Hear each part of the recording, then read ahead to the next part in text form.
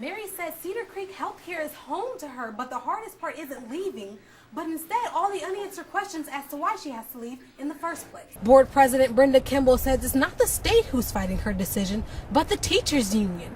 When police and fire crews arrived to this Megan Circle home, they took precautionary measures to make sure the neighbors were safe. Officials are outraged that something like this could happen right here in our own backyard. Kremling is being charged with murdering the victim from Westlake and is set to be arraigned in the Portage County Juvenile Justice Center in the morning.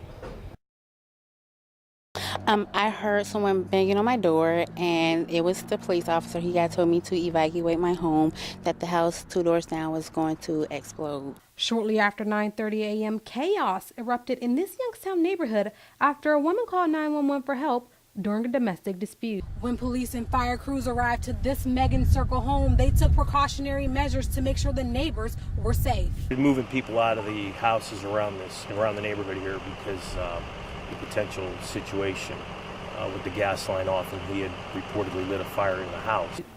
When police arrived at the home, a standoff began when a man came storming out in flames.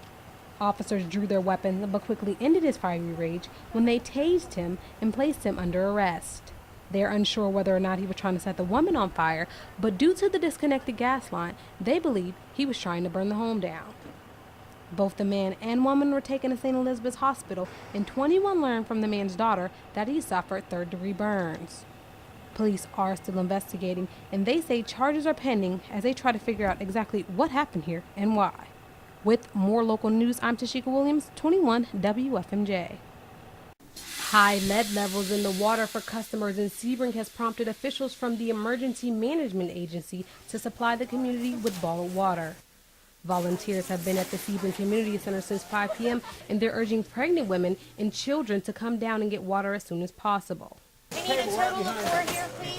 Officials are outraged that something like this could happen right here in our own backyard. Just makes me so angry and agitated that we're building wastewater treatment facilities in Iraq and Afghanistan. We're building waste and water treatment facilities all over the globe, and we still have great need here in America. The Ohio EPA took samples from the drinking water in Sebring schools and reported finding higher than normal lead levels in several drinking fountains.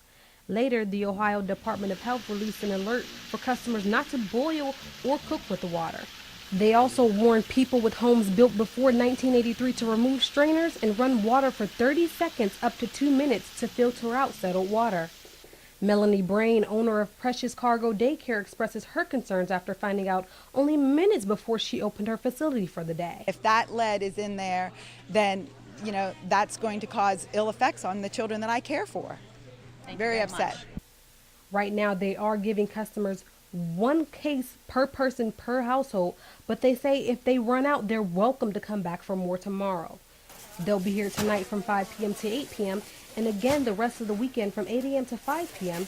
and starting Monday, 8 a.m. to 5 p.m. Reporting in Sebring with more local news, I'm Tachieka Williams, 21 WFMJ.